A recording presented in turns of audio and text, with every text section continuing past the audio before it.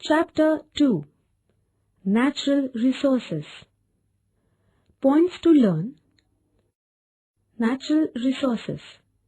Number 1. Land resources and land use. Number 2.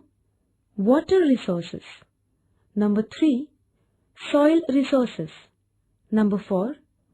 Forests and wildlife. Number 5. Mineral resources.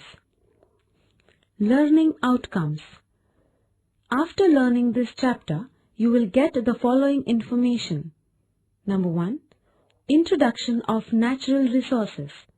Number 2. Information of land use in Maharashtra. Number 3. Availability, use and pollution of water. Number 4. Importance of conservation of water. Number 5.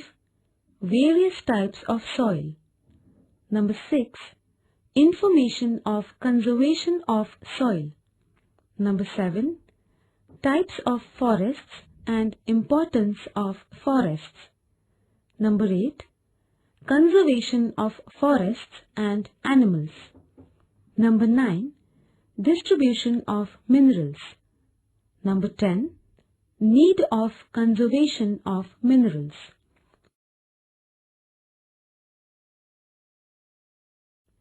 What is a resource? Any type of material and form of energy that we use in our life for making it easy and comfortable can be called as a resource. However, it is necessary that the said materials or energy is technologically available and economically viable. We use different minerals as raw materials in various industries. These minerals existed as earth materials since they were formed. However, these remained as unutilized resources. They became resources only after the appropriate technology was developed. Similarly, the biogas that we use as energy resource existed since long, but it became a resource only when the technology to use it was developed. The resources that we obtain from nature are called natural resources. Using these, we may get involved in developing some facilities such as power generation, industries, transport, etc. Such facilities may be considered as man-made resources. The development of a region basically depends on the availability of resources and its proper and judicious utilization. In this chapter, we shall be discussing the natural resources available in Maharashtra and the manner in which they are put to use. Of the natural resources, we shall be collecting information on land, water, soil, forest and mineral resources in the state. While discussing each of these natural resources, we shall note that the typical characteristics of these resources which limit or enhance their utilizations.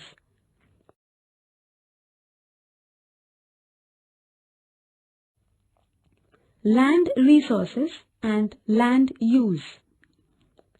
In this section, we shall be discussing the land resources and land use in Maharashtra. Total area of Maharashtra state is 3,07,580 square kilometers. Agriculture claims maximum proportion of the land resources.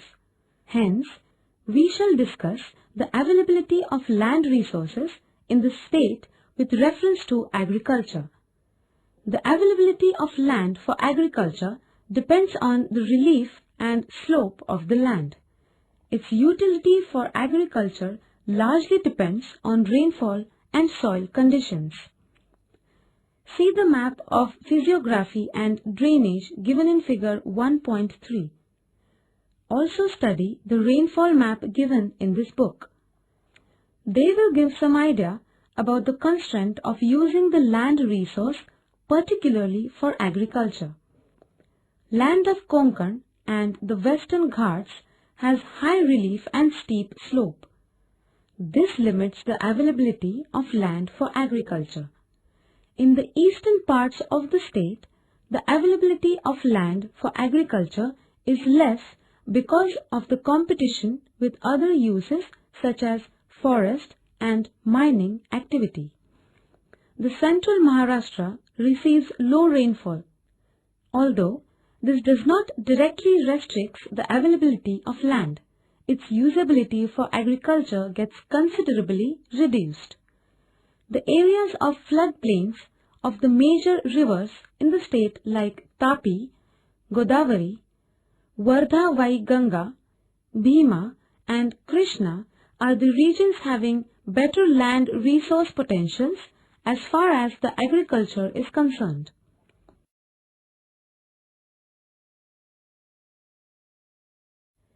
Fallow land. Fallow lands are classified into two groups.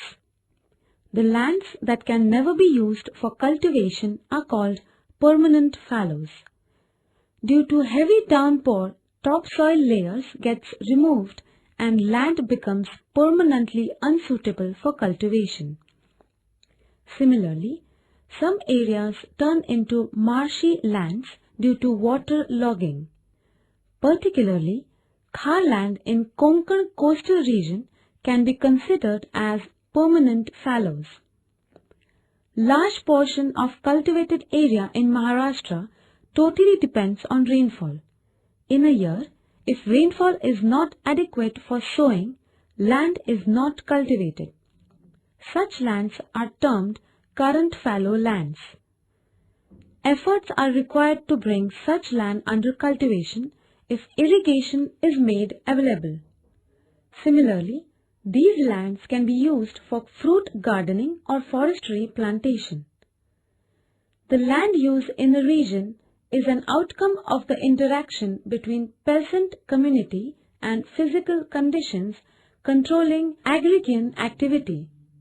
However, with changing time, needs of the society varies.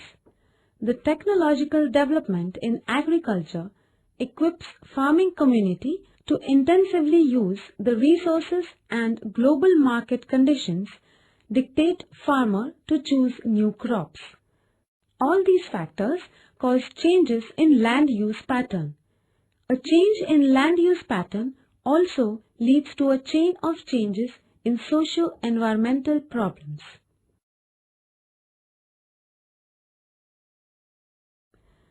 Land use.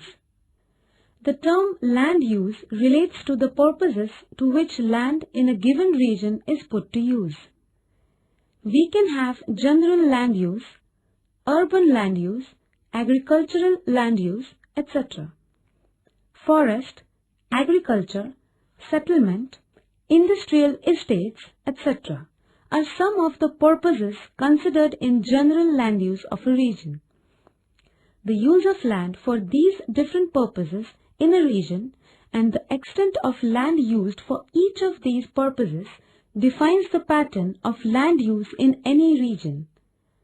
The general land use of the state as whole has been given in figure 2.1. It shows the percentages of the land used for categories like forest, net sown area, area not available for agriculture, and fallow land. The proportion of the land used for each of these purposes varies considerably in different districts. This has been shown in the figure 2.2, depicting land use pattern of each district. Using this, study the patterns of land use categories.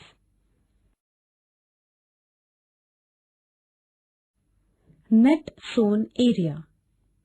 In Maharashtra, 56.6% land area is used for agriculture is known as cultivated land. Physical setup, climate, soils, irrigation facilities, gradient of area affect the land under cultivation. Western Maharashtra and Vidarbha has 70% area under cultivation. In Konkan, and eastern Vidarbha, area's gradient is steep and land is covered by forests. Hence, the areas under cultivation are relatively low. Due to increasing population and urbanization, agricultural land around urban area is shrinking. Non-agricultural use of land. The land which is not used for agriculture is known as non-agricultural use of land. Land is particularly used for residential and settlement purpose.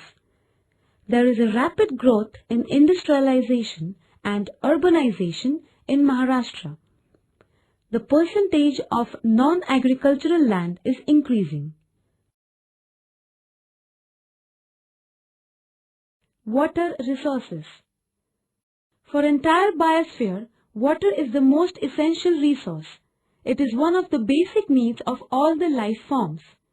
Its availability in any region is largely determined by climatic conditions of the region. We get water in the form of rainfall, and it is the only source of usable water on the earth. However, rainfall, though it is the source of water by itself, does not become a water resource. It needs to be collected, stored, and then supplied to various claimants of water resource. Water is a renewable resource. Being liquid in nature, it can be transported from one place to another by canals or through pipes. Water is used by humans for a large number of activities. We use water mainly for agriculture, industries, as well as for our domestic needs. Besides these, water is used for power generation, transportation, recreation, etc.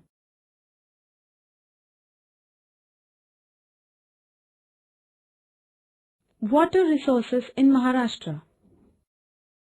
In Maharashtra, distribution of rainfall is not uniform and it ranges from more than 3000 mm in Western Ghats region to less than 450 mm in rain shadow area of the Ghats.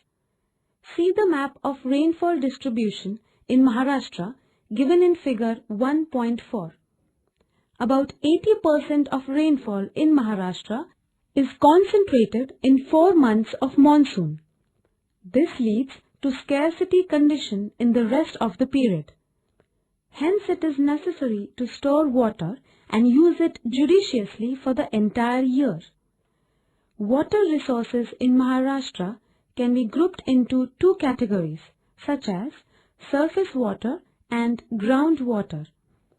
The water which flows through the river channels and gets collected in lakes or is stored in reservoirs is termed as surface water.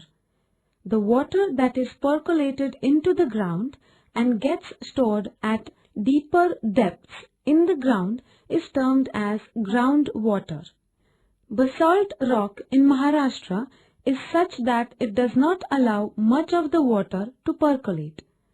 The dams having height of 10 meters and above are called large dams. Maharashtra has highest number of large dams in the country. There are more than 1,800 major dams in Maharashtra. The total gross storage of these dams is over 37 billion cubic meters. Of course, each year one may not have this much of storage. It depends on the rainfall in a given year.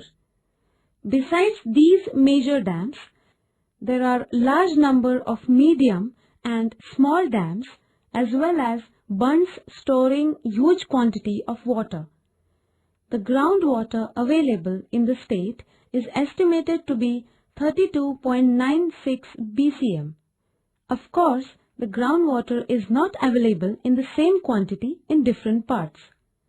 The hilly region of Western Ghats receives more rain, but due to the steep slope, percolation rate is quite low.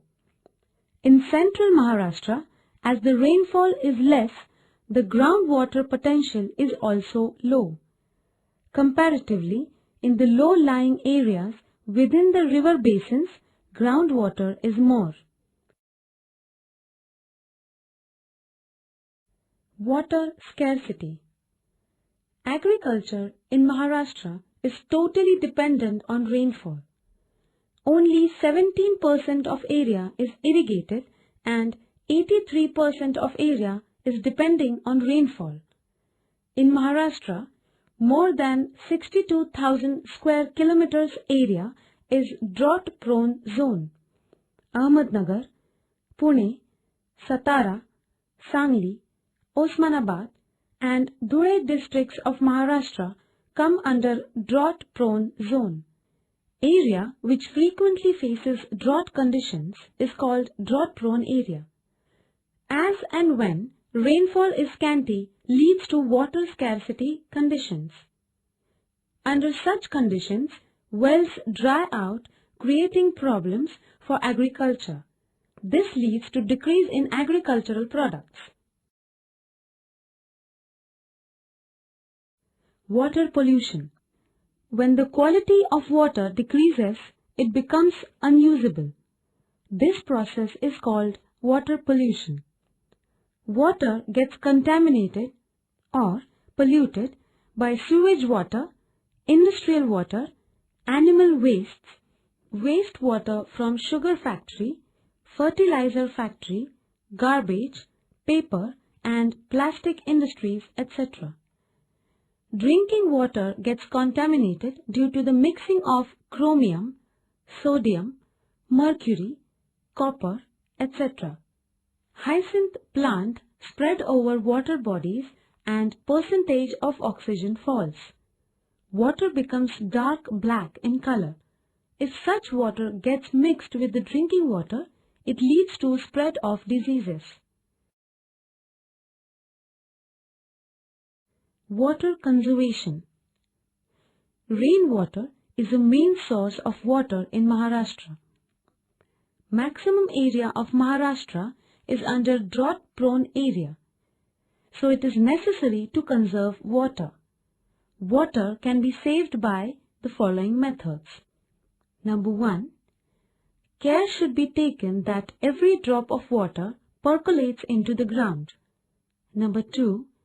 Bunds should be constructed on smaller streams, percolation tanks, village tanks, farm tanks, etc. Number 3. The dams should be dredged to increase the storage capacity. They should be repaired to prevent leakage. Number 4. Social awareness must be created to save water. Number 5. Rainwater harvesting plan should be followed. Number 6. Forest conservation plan should be implemented to conserve water. Our state has the largest number of major dams, over 1,800. Large dams, though provide irrigation water for large extent of areas, the huge storage of water in reservoirs leads to some environmental as well as social problems. Besides the problem of displacement of population due to the construction of such dams, the flow conditions in the channel downstream the dam and changed to considerable extent, and the river regime in these parts changes. The river ecosystems in downstream areas get threatened due to lowering of discharges. Irrigation. If the water required by a crop cannot be fulfilled by the rainwater, it becomes necessary to supply water by artificial means. Such a supply of water through artificial means is called irrigation. In Maharashtra, well irrigation is a prime source of irrigation. Following statistical information indicates the different sources of irrigation. Table number 2.1. Maharashtra, irrigation 2009 to 2010. Number 1. Means of irrigation, well irrigation. Percentage 55.0. Number 2, means of irrigation, canal irrigation. Percentage 22.5. Number 3, means of irrigation, tank irrigation. Percentage 14.5. Number 4, means of irrigation, lift irrigation. Percentage 8.0. Total 100%.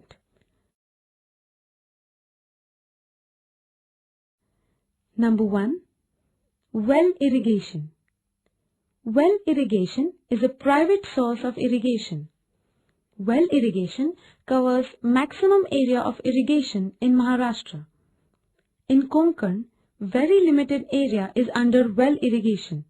In Ahmednagar district, largest number of wells are found. Of the total irrigated area, the share of well irrigation is 55%. Number 2, canal irrigation. Majority of the dams in Maharashtra are constructed for irrigation purpose. Out of the total area under irrigation, 22.5% area is irrigated by canals. Western Maharashtra is suitable for irrigation projects because the rivers rise along the eastern slope of the Western Ghats. These are east-flowing rivers. Large number of dam sites are available on the eastern slope.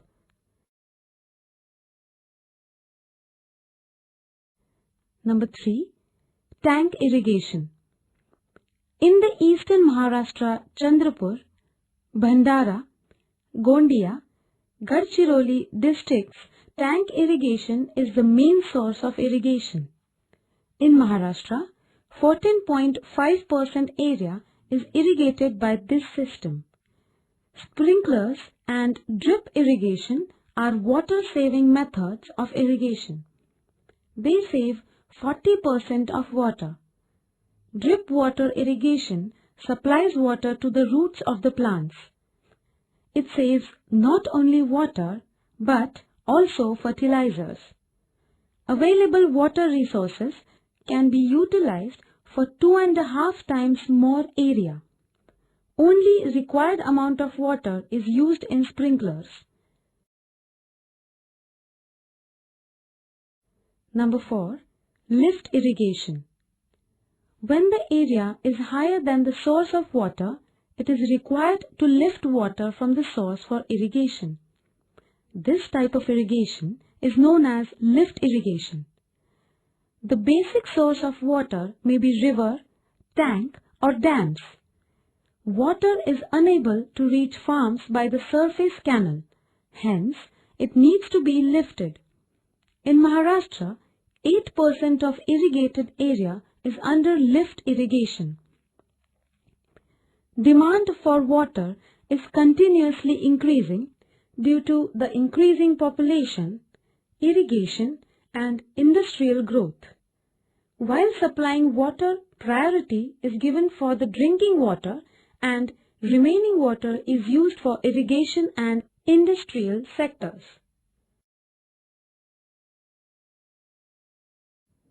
Soil resources. Soil is basically a mixture of weathered rocks, mineral nutrients, decaying organic matter, water, air, and variety of organisms. Soil is considered to be a perfect ecosystem. Plants use soil as an ecosystem, not as material. Soil is a key component of biodiversity of a region next only to climate. It is a base of all life on land. Plants get their nutrients from soil. Soil is an essential resource for entire vegetal world on the land. The soil forming processes are quite slow and hence the soil becomes a non-renewable resource. It is not a material that can be produced artificially in laboratories. Being a prime resource and the base of the life of land, it is necessary that soils are properly managed against the loss of this resource through erosion or degradation due to improper and excessive use.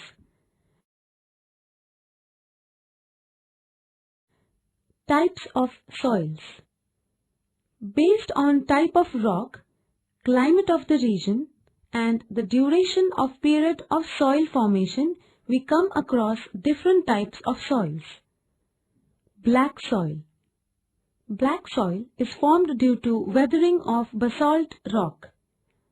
Since this soil contains titanic ferrous magnetite, it is black in color. This soil consists of iron, lime, potash, aluminium, calcium, and magnesium carbonate. Black soil is deficient of nitrogen, phosphorus, and organic matter. This soil is also called as Reger soil. This soil is very fertile due to its moisture contents. In Maharashtra, black cotton soil is mainly found in Amravati, Akola, Buldhana, Washim, Parbhani, Dhule, Jalgaon, Hingoli, Osmanabad, Ahmednagar districts of Maharashtra. This soil is suitable for crops like cotton, sugarcane, fruits, wheat, jawar, and pulses.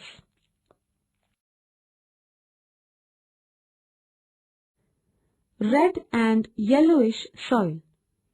In Maharashtra, red and yellowish soil is formed from weathering of ancient granite and gneiss rocks. This soil is red in color due to the iron compound. In some places, this soil is formed in yellow, brown, and grey colors. The soil lacks in phosphoric acid, organic matter, lime, and nitrogen. The soil is found in Nagpur, Bhandara, Gondia, Chandrapur, and Gadchiroli district. Crops like bajra, groundnut, potato, and rice grow well in this soil.